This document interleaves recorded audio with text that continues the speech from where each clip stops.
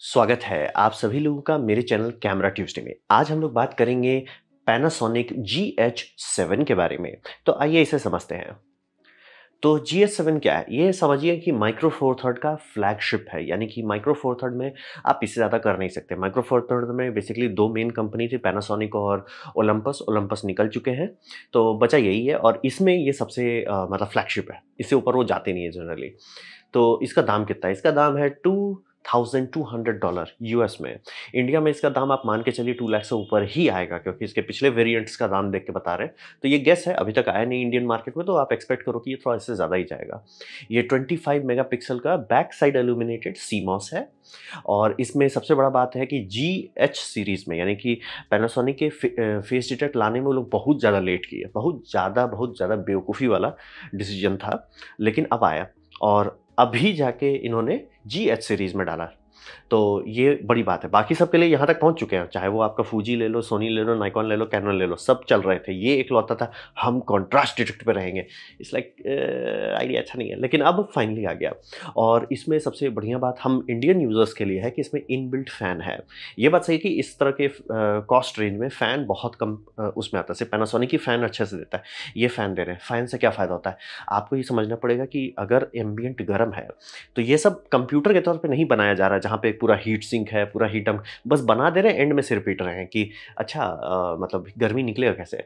तो SOC यानी कि सिलिकॉन जो ये सेमीकंडक्टर ऑन चिप जो है, सिस्टम ऑन चिप, वो इनका बहुत ज़्यादा ओवरहीट होता है। हर में ओवर होता है, सोनी में हो, नाइकॉन में हो, कैनन में हो, सब में ओवरहीट होता है। वो डंप नहीं कर पाता। तो यहाँ फ़ैन डाल देना वो समस्या सॉल्व कर। इसीलिए जितने सिनेमा कैमरा है सब में कूलिंग फ़ैन रहता है। ये बहुत कम दाम में दे देते हैं कूलिंग फ़ैन।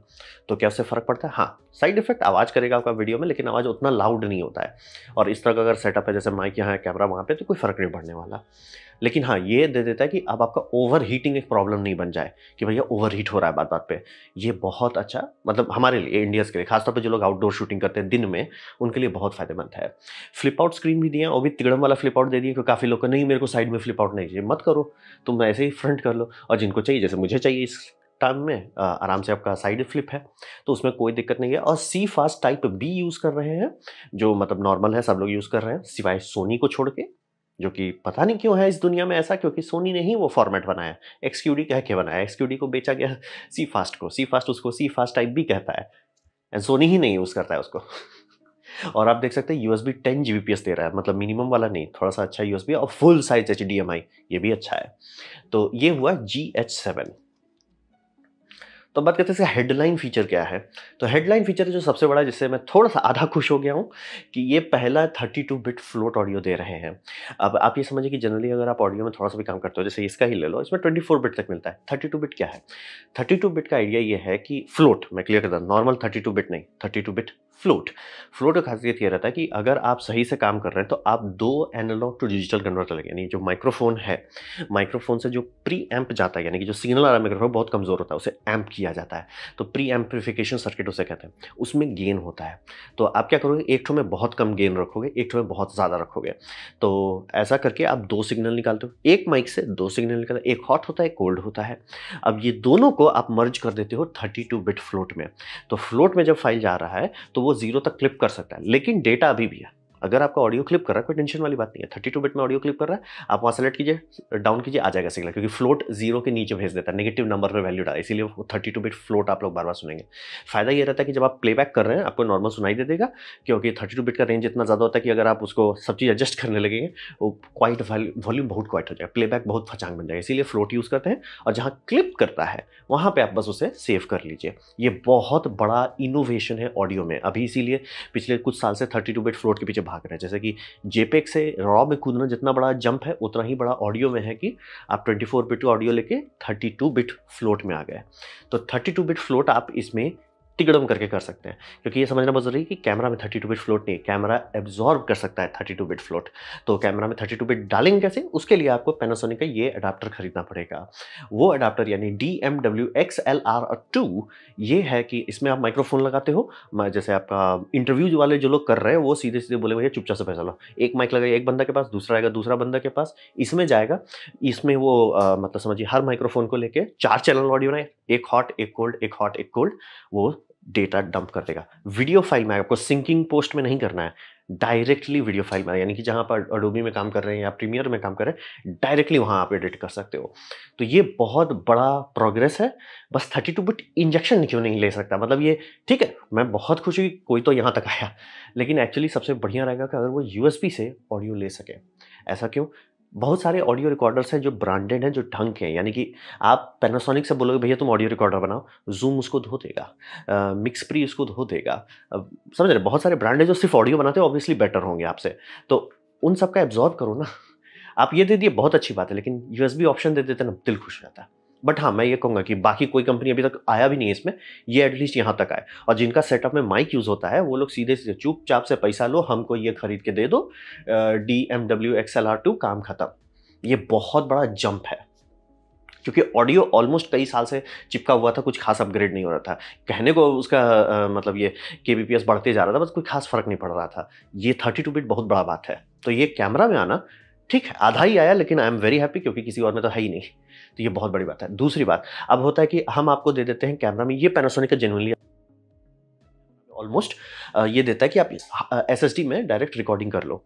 ये क्यों मायने रखता है? बात है कि सबको सुनने में बहुत अच्छा लगता है, हम 4K करेंगे, ऑल आई करेंगे। ऑल आई का मतलब होता है वीडियो फ्रेम जो आप ले रहे हो, हर एक फ्रेम को स्टोर किया जाता है। ऐसा कभी आपके मोबाइल में नहीं होता, अगर मतलब सेटिंग नहीं सेट करते हो तो। जनरली क्या किया जाता है कि आपका कैमरा खींच रहा है हर फ्रेम, ठीक है, वो एक बफर में जाता है। बफर में क्या किया जाता है कि एक फ्रेम लिया जाता है, उसको सेव करते हैं, फिर बाकी 3 फ्रेम का मैथमेटिक्स निकाला जाता है कि इस फ्रेम से मतलब समझ लीजिए 1 फ्रेम नंबर से लेके 4th फ्रेम नंबर के बीच में कितना चेंजेस हुआ है, वो चेंजेस को डेटा मेटा डेटा लेयर में डाल के रख दिया जाता है। तो वो इंटरलेस्ड होता है एक तौर से, मतलब समझिए इंटरलेस कहना गलत होगा, आप ऐसा समझिए कि प्रिडिक्टिव फ्रेम है। तो एक फ्रेम ओरिजिनल है, बाकी सब मैथ है, फिर ओरिजिनल फ्रेम है, बाकी सब मैथ है। तो ऐसा क्यों करते हैं? ऐसा डेटा बहुत बचता है, यानी कि आप आराम से फुल HD का फाइल अगर ऑल आई लिए, वो 600-700 MB पर मिनट तक जा सकता है। तो ये समझना बहुत ज़रूरी है कि ऑल आई बहुत जगह खाता है, लेकिन एडिटिंग बहुत आसान होता है, प्लस कंप्रेशन आर्टिफैक्ट बहुत कम होता है। खासतौर पे अगर आप पानी उनी चल रहा है, वहाँ पे आप ऑल आई रिकॉर्डिंग करते हैं सेम कैमरा से, उसी को, जैसे मेरा कैनन में है ऑल आई, ऑलमोस्ट हर अच्छे कैमरा में होता है ऑल आई में आप रिकॉर्डिंग करो, उसी को आप ये कर दो, पी जनरली प्रोग्रेसिव करके कहा जाता है। तो प्रोग्रेसिव में आप रिकॉर्डिंग करोगे, आप देखोगे भैया मोशन ब्लर थोड़ा अजीब आ रहा है, क्योंकि वो प्रिडिक्टिव है, फ्रेम गायब हो गया है, वो बस उसका मैथमेटिक्स निकालने की कोशिश किया, तो वो हमेशा स्लॉपी होता है। और एडिटिंग वालों को कभी आप ये नहीं दे सकते, अगर आप दिए वो प्रिडिक्टिव वाले को, वो जूता उतार के मारेंगे कभी भी। मतलब अगर आपको ढंग की एडिटिंग करना है, क्योंकि प्ले हेड जाता रहता है, प्रिडिक्टिव वाले फ्रेम में कंप्यूटर को वहाँ कैलकुलेट करना पड़ता है। वो मतलब हमेशा रैम से एक फाइल, एक पिछला फ्रेम निकालेगा, दूसरा निकाले, GPU को बोले भैया तुम कंप्यूट करो, तो प्ले हेड कहाँ पे आ रहा है उसके हिसाब से तुरंत रेंडर किया जाता है। बहुत स्लो होता है, बहुत लोड लेता है। ऑल आई में कीजिए, टेंशन नहीं, लोड नहीं लेने का। साइड इफेक्ट, जगह बहुत खाता है। आप इसमें बोलोगे कि टाइप भी लगा लेंगे तो जगह मिल जाएगा, हाँ बात सही, लेकिन फिर भी वो महंगा है। आप 20,000 में जितना देंगे, 20,000 में SSD कितना आएगा? SSD ज़्यादा पावर का आएगा, ज़्यादा कैपेसिटी आएगा, ज़्यादा स्पीड भी आएगा। तो USB-C SSD आप लगा देते हो। अब एक दूसरा प्रॉब्लम आ जाता है कि आपने इसको ले लिया, इसमें कूलिंग फैन है, आपने इसमें SSD लगा दिया, लंबा रिकॉर्डिंग होगा, सर बैटरी अब तो कमज़ोर कड़ी हो गई, और आप USB से कर नहीं सकते, USB में ये लॉक हो गया है। तो इन्होंने इस बार ये रिलीज़ किया है, ये बैटरी डमी बैटरी जिसे कहते हैं, डमी बैटरी है, लेकिन ट्रिक ये है कि इसके अंदर USB-C का पावर डिलीवरी सर्किटरी है। तो आप उसमें USB-C लगाइए, आराम से आपका चलेगा। I am like thank you. मतलब ठीक है, आप 2 USB पोर्ट दे देते वो बहुत बढ़िया होता, लेकिन अगर आप नहीं दे सकते थे, क्या सेकंड बेस्ट ऑप्शन क्या है? सर आप बैटरी अभी भी लगाओ, अभी भी आप USB से चलाओ, अभी भी आपको USB से कार्ड मतलब ये रिकॉर्डिंग मिल जाएगा। ये बहुत आसान कर देगा लोगों का लाइफ। वही बोल रहा हूँ, बहुत सारा है। और इस प्राइस रेंज में प्रोरेस इंटरनल रॉ रिकॉर्डिंग बहुत ज़्यादा बड़ा बात है। ये फॉर्मेट यानी कि प्रोरेस सब लोगों को पसंद है, सिवाय डविंची में जो लोग काम करते हैं। उन डविंची में पता नहीं, मतलब डविंची लाइसेंसिंग का नहीं हुआ है, एप्पल के साथ अच्छा से लाइसेंसिंग नहीं कर पा रहा है। बाकी सारे प्रोफेशनल एडिटिंग सॉफ्टवेयर, चाहे वो एविडियो हो, ये प्रीमियर हो, वो सब लोग आराम से प्रोरेस लेते हैं, और प्रोरेस प्रोफेशनल फॉर्मेट के तौर पे यूज़ किया जाता है। तो वो बहुत बड़ा बात है कि प्रोरेस रॉ, कोई प्रोप्राइटरी फॉर्मेट नहीं जिसको आपको लेके कन्वर्ट करो, हुलुलुलु करो, डायरेक्ट प्रोरेस रॉ मिल रहा है जो आप किसी भी एडिटर को दे सकते हैं। बहुत बड़ी बात है। और अब तो डायरेक्ट आप उसको SSD में भी सेव कर सकते हैं। तो ये सब हेडलाइन फीचर है कि इस तरह के मतलब लो एंड मतलब स्टार्टिंग रेंज कैमरा में इतना हाई लेवल का फंक्शन देना बहुत बड़ा बात है। अब एक्चुअली मैं थोड़ा शॉक्ड हूँ कि पैनासोनिक ब्लैक मैजिक रॉ क्यों नहीं दे रहा है, क्योंकि black magic L mount alliance का मेंबर है, पैनासोनिक एल माउंट अलायंस का मेंबर है। भाई आप ठीक है, मैं समझ रहा हूँ, प्रोरेस बहुत बढ़िया बात है, ब्लैक मैजिक भी तो दो, क्योंकि ब्लैक मैजिक से फिर फायदा होता है कि जितने लोग डविंची सॉफ्टवेयर यूज कर रहे हैं और अभी अडोबी ऐसा ऐसा काम कर रहा है कि लोग सब डविंची में कूद रहे हैं, वहां पे आपका सपोर्ट रहता है कि प्रोरेस हमको वही लग रहा है डविंची बात नहीं कर पा रहा है ठीक से इससे, क्या बोलते हैं, एप्पल से। तो अब बात करते हैं परफॉर्मेंस कैसा है। तो परफॉर्मेंस में ये समझिए कि एक अच्छा टूल है। आज के टाइम में कैमरा सब वहाँ पे आ गया जहाँ पे करने का आप कंपैरिजन करो, बट लाइक सब एक ही जैसा देगा। अच्छा मैंने इस पे फोकस किया, दूर पे फोकस, इस पे फोकस किया, दूर पे, सब कर लेता है। आपसे पैनासोनिक पीछे था क्योंकि वो पकड़ के बैठा हुआ था कि हम कॉन्ट्रास्ट डिटेक्ट को नहीं छोड़ेंगे। जब से वो भी फेस डिटेक्ट में आया और सॉफ्टवेयर पॉलिश करने लगे, धीरे धीरे वहाँ पहुंच रहे हैं जहाँ पे आपको टेंशन नहीं लेना है। और वही बोला कि इसका पैनासोनिक का सबसे बढ़िया सेल होता अगर वो शांति से फेस डिटेक्ट दे देते, लेकिन नहीं दिए तो डामाडोल हो गया। दूसरी बात, डिटेक्शन एल्गोरिदम में भी इन्होंने काफ़ी दे दिया, जैसे कि आप देख सकते हो आपका ह्यूमन डिटेक्ट कर सकते हैं, एल्यूमिनियम एरोप्लेन है, सब है, और उसमें भी डिटेल दिया कि वो आपकी साइड से देख रहा है एरोप्लेन को, साइड प्रोफाइल है तो उसके हिसाब से सॉफ्टवेयर एडजस्ट कर लेगा, ये कर लेगा। तो ये कैनन में भी आता है, और कैनन इससे थोड़ा एक स्टेप आगे चल रहा है कि कैनन में ये कर रहा है कि ये ऑटो कर लेते हैं कि वो देखेगा, एनालाइज भी कर लेगा कि सर मुझे लग रहा है मैं मोटर बाइक देख रहा हूँ, मोटर बाइक वाला एल्गोरिदम वो चालू कर देगा। तो यहाँ पे तक अभी नहीं पहुंचा पैनासोनिक, लेकिन पैनासोनिक का एक अच्छा बात है, जब भी पैनासोनिक ये बनाता है कोई सामान, उसको एक्चुअली अपडेट करते हैं रिलीज करने के बाद। सोनी इस मामले में सबसे खराब है, नाइकॉन कैनन तो आज तक अपडेट्स सुने भी नहीं है, कभी कभार अपडेट्स आता है, अब तो थोड़ा कर रहे हैं। सोनी का भी वही है कि मतलब माइल्ड अपडेट है, फीचर अपडेट नहीं आता। पैनासोनिक इकलौता है जो फीचर अपडेट करता है। फूजी भी बहुत पॉपुलर है इस मामले में कि मतलब जो उनका कैमरा लिए वो लिटरली बदल जाता है कि अच्छा शुरू में लिए थे बहुत ग्लिच था, ऑटो फोकस होना रहा, धीरे धीरे 2 साल बाद अरे नया फर्मवेयर अपडेट किया, अरे बहुत बढ़िया हो गया। तो ये एक्चुअली एक अच्छा चीज़ है पैनासोनिक का।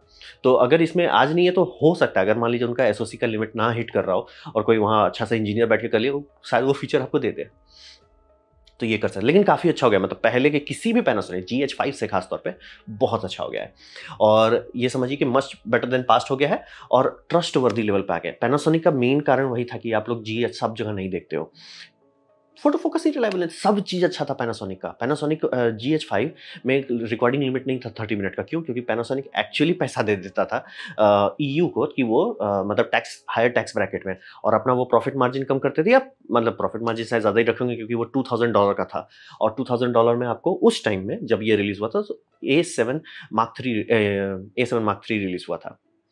तो वही समझिए $2000 का A7 Mark III था, और GH5 भी $2000 का था, लेकिन GH5 में रिकॉर्डिंग लिमिट नहीं था, और हॉर्स पावर के मामले में वो बहुत आगे था, बस ऑटो फोकस था ही नहीं, क्योंकि कॉन्ट्रास्ट डिटेक्ट पे आप वीडियो करोगे ना हो पावे, थारे से ना हो पावे, तो ये सॉल्व कर दिए, बहुत अच्छी बात है। और बोल रहे हैं जिनका माइक वाला सेटअप है कि XLR माइक लगाना, वो सीधे से ये खरीदेंगे, 32 बिट रिकॉर्डिंग, काम खत्म। और जो लोग रन एंड गन कर रहे हैं, एक ही बंदे को सब चीज़ करना है, सीधे सीधे चुपचाप से पैसा लो, हमको ये दे दो, काफ़ी फायदा है। और जो लोग मतलब एक सेटअप बना के करना चाहते हैं, SSD रिकॉर्डिंग, ओए होए क्या टाइम बचेगा, क्या पैसा बचेगा, टेंशन ही नहीं लेना, बहुत अच्छे अच्छे फीचर्स हैं।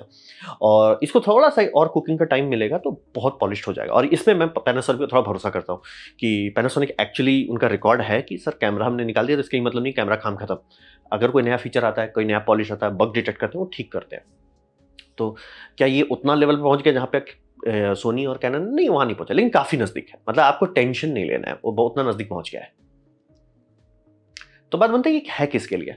यहीं पे तो मेरा दिक्कत आ गया है कि अगर आप मान लीजिए micro four third lens ecosystem, यानी कि ये इकोसिस्टम में आप पहले से इन्वेस्ट किए हुए हैं, आपके पास ऑलरेडी माइक्रो फोर थर्ड का लेंस का इकोसिस्टम है, तो आपके लिए बहुत बढ़िया है, उसमें कोई डिस्कशन नहीं। आपने माइक्रो फोर थर्ड में पहले से खर्च किया था, ये एक कैमरा है जो बहुत दिन बाद रिलीज हुआ, जो आपको कहेगा कि हाँ फाइनली हम भी खुश, हमारा संतुष्टि, हमको जितना चीज चाहिए था सब मिल गया, संतुष्टि आपको मिल जाएगा। और ऑटो फोकस भी अच्छा हो गया है, और प्रो लेवल का वीडियो टूल इतने कम दाम में नहीं मिलता है जिसमें आप ऑटो फोकस थोड़ा सा भी भरोसेमंद हो, बैटरी आप बाहर USB से चला सको, प्रोरेज इन रिकॉर्डिंग मिल जाए, प्रोरेज रॉ रिकॉर्डिंग मिल जाए, आप उसको SSD, बहुत सारे फंक्शन, 32 बिट ऑडियो, बहुत सारा फंक्शन, प्रो वीडियो लेवल का टूल है जो उनका यानी वीडियो ही काम करना है, वो दिल खोल के खुश होंगे इससे।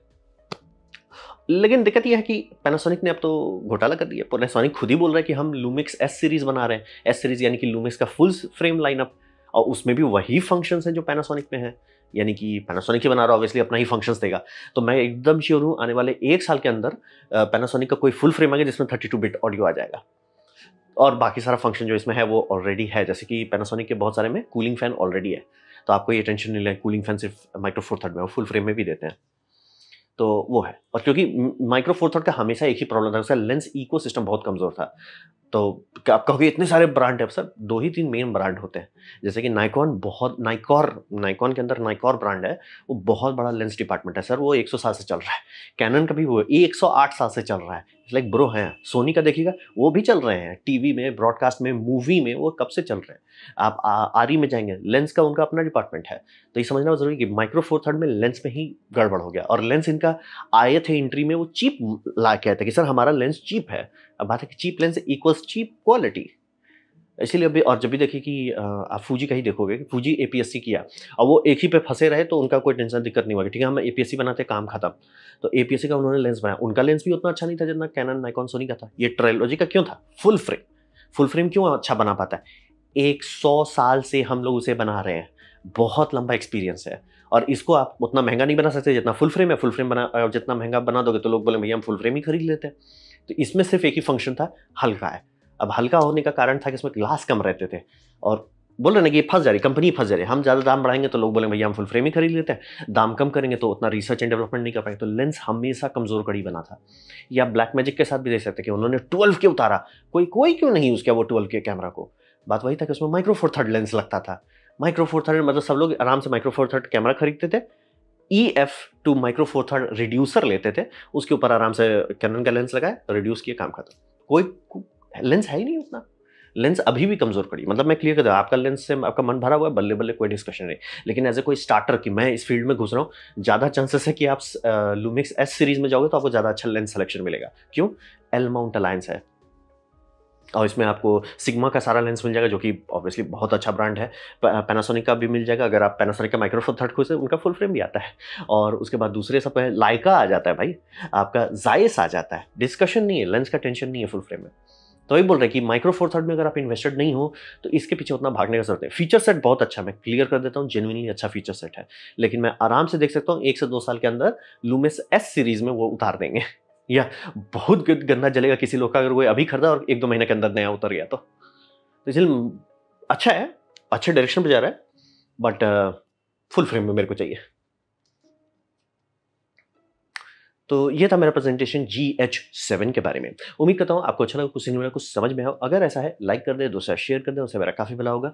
नहीं अच्छा लगा, नहीं पसंद आया, कोई बात नहीं, आप डिसलाइक दबा सकते हैं। मैं कहूँगा डिसलाइक 2 बार दबाएं, उससे मुझे पता चलेगा कितना नापसंद हुआ है। मैं आपसे कहूँगा कमेंट लेके, मैं हर कमेंट को पढ़ने की कोशिश करता हूँ। आपसे कहूँ सब्सक्राइब कीजिए, बेल दबाइए अगर आप फ्री हैं तो। आपने वीडियो देखा, ज्वाइन कीजिए, बहुत खुशी हुई। धन्यवाद।